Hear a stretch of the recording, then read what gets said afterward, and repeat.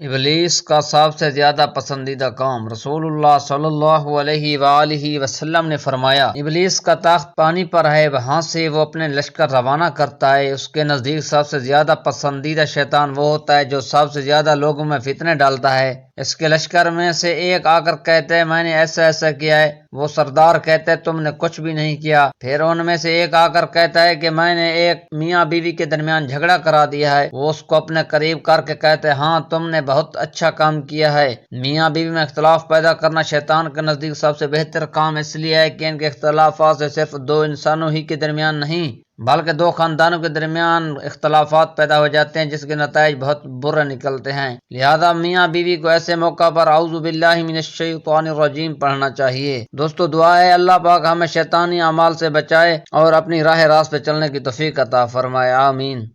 استغفر اللہ ربی من کل ذنب واتوب الیہ۔